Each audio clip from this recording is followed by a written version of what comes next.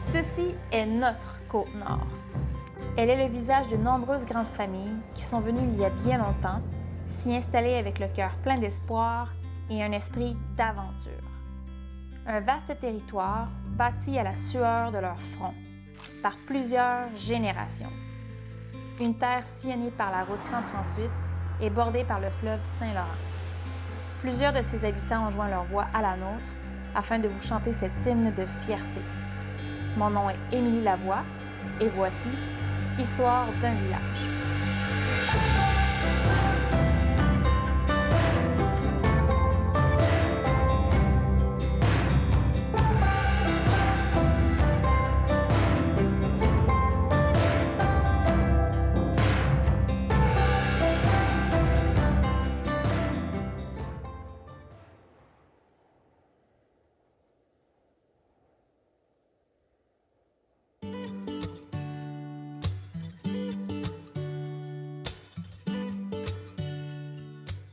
Bonjour tout le monde, ici Émilie et aujourd'hui on est à Sacré-Cœur pour vous parler un petit peu plus de l'histoire du village. Dans les petites rues de Sacré-Cœur, on s'en va s'aventurer pour y découvrir certains monuments historiques. Mais avant tout, on va s'arrêter à la maison de M. Camille Deschênes.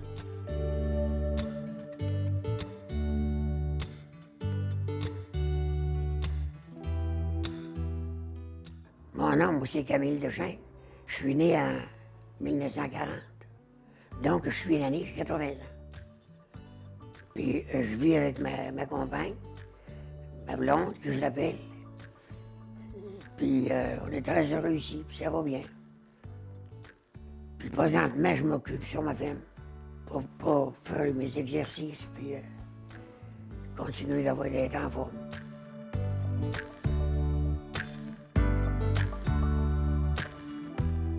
Je suis né à Sacré-Cœur, le 6e d'une famille de 12 vivants. Mais ma mère en a eu 16. Sur une ferme, on était cultivateur. Mais mon père, il a lâché vite. Ben, il a vraiment lâché la culture, mais il a annexé autre chose pour être plus viable, faire plus d'argent. Il a commencé à bâtir des maisons, puis à traîner des maisons, puis à faire des rues. Il a fait une rue de Chêne à cause des Chênes, puis une rue Morin à cause du nom de ma mère.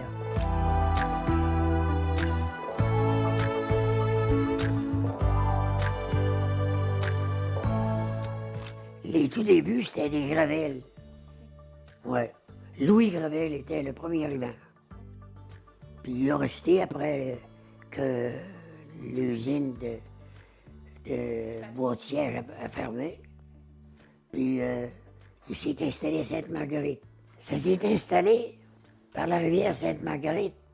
Il appelle ça la baie Émile. C'est là que les deux rivières se rejoignent pour se jeter dans le Saguenay. Puis il y a une grande baie, là. C'est bon pour la pêche. Puis les mondes, ils ont commercialisé ça un petit peu. Avant, les rivières, c'était l'acheminement du bois. Le bois, ça venait par les rivières. Puis il retombait dans le fleuve. Puis le fleuve, ben, ça en allait dans les papetières, Trois-Rivières, Québec, puis ainsi de suite. C'était le moyen de transport, l'eau. L'eau était le moyen de transport. Et à un moment donné, ben, la rivière Sainte-Marguerite, c'était une mine d'or, ça. C'était une belle grande rivière, puis il y avait du bois à chaque côté. Alors les gens bûchaient le bois. La plupart du temps, ils tombaient dans la rivière. Ils acheminaient au moulin. Presburger avait fait un moulin de planche, un moulin de siège. Les autres aussi marchaient par l'eau. Ils vendaient le bois, puis ils s'en allaient par bateau. Ça fait qu'il n'y avait pas besoin de camions.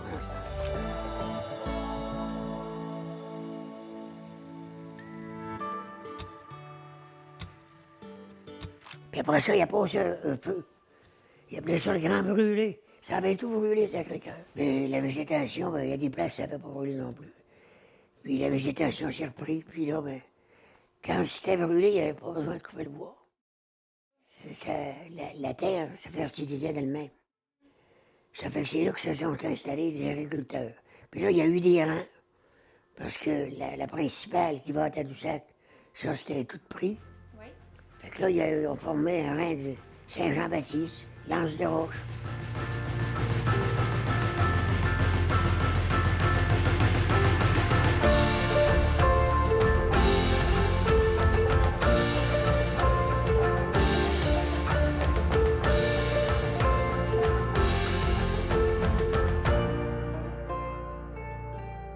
Bonjour, je me présente Steve Dubreuil, anthropologue sétilien rattaché au musée régional pendant de nombreuses années, maintenant enseignant au cégep, et puis chercheur à la Société historique du Golfe depuis un bon bout de temps aussi.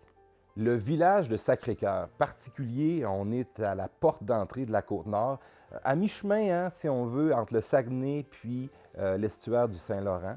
Pourtant, un village nord-côtier qui tire son nom de la paroisse fondée en 1913, la paroisse du Sacré-Cœur de Jésus. C'est un village particulier dans le sens où on sent que la variable agricole est beaucoup plus présente. On est dans l'esprit aussi d'un village qui est fortement rattaché à la rivière Saguenay.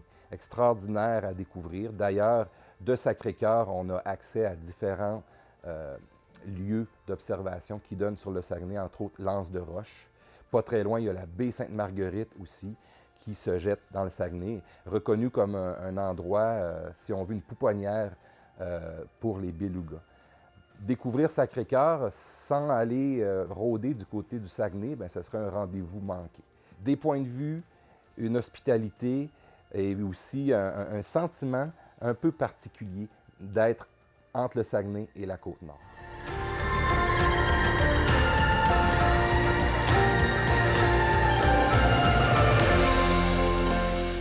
Il y a eu des chapelles.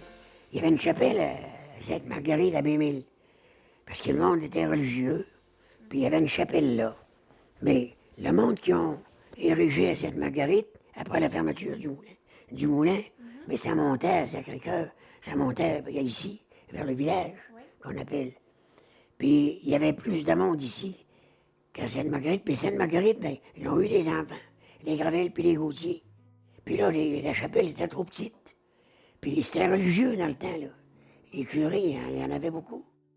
Puis, comme je vous dis tantôt, c'était eux autres qui menaient toutes. Ça fait que le curé, il était lui, croyant au Sacré-Cœur. OK. Sacré-Cœur de Jésus. OK. Ça aurait bien pu être la Sainte-Anne ou la Sainte-Vierge, mais lui, il croyait au Sacré-Cœur.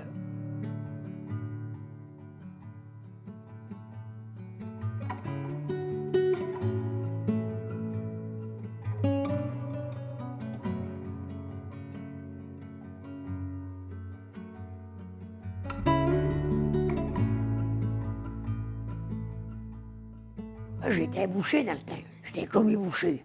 Puis les bouchers, il fallait qu'ils recollent la viande des agriculteurs, qu'ils la tuent, qu'ils la coupent, qu'ils la vendent aux gens.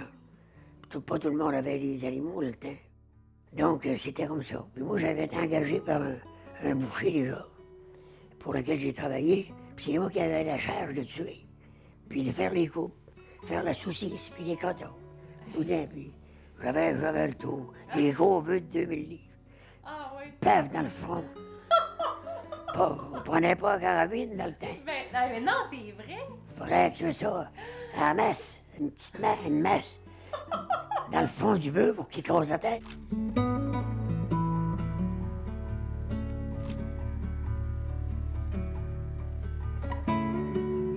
On a une scierie à Sacré-Cœur qui a commencé à faire le bois qu'il y avait aux alentours de Sacré-Cœur, qui n'avait pas été bouché.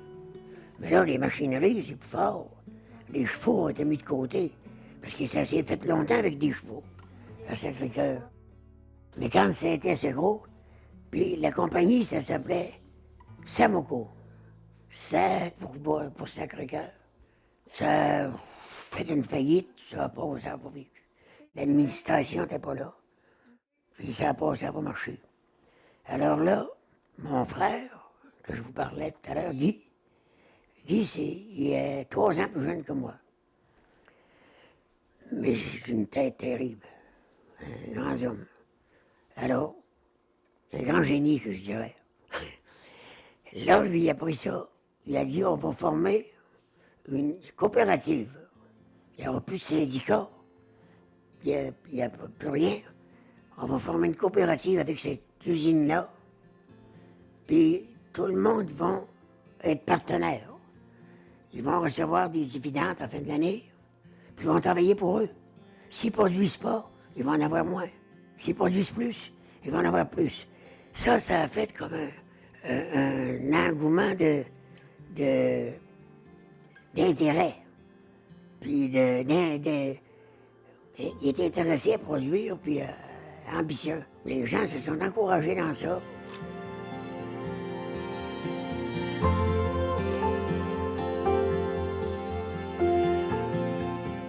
Ben, nous autres, c'était l'agriculture, ça demandait beaucoup de travail. Puis mon père, c'était un travailleur, puis il demandait du travail à ses enfants. Puis une anecdote, moi je rôtelais le foin. On en faisait gros, du foin 45 vaches, ça mange d'un hiver. Puis mon père avait acheté 2 autres fermes. Puis il y avait des étables sur ces fermes-là.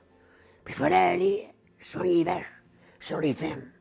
Au début, on allait à pied, ça donnait à peu près 2 kilomètres. Puis en dernier, ben là, on allait à l'école.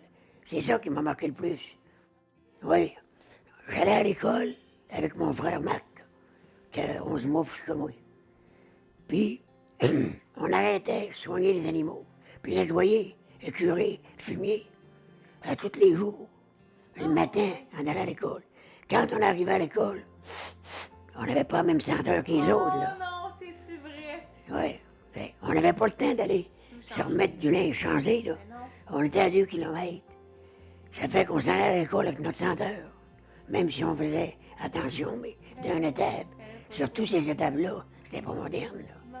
Tu rentrais dans le fumier, puis tu sortais dans le fumier, puis ça collait après nos petits robeurs. On n'avait pas des bottes. On n'avait pas des bottes dans ce temps-là. On avait des petits robeurs à 3 œillets. En robeur. Puis ça gelait bien dur. Puis le fumier gelait après ça. Puis rendu dans l'école, ben ça dégelait. Puis la neige, tout ça, puis ça coulait un petit peu à terre. Puis là, ben, les petites filles passaient à côté de nous autres, puis en pisse, hein, on n'aimait pas ça. C'était qu'on en pistait. Puis là, les gars, je me vois pas à côté de toi, tu la merde de vache. On se détournait, puis paf, on les battait, on se battait.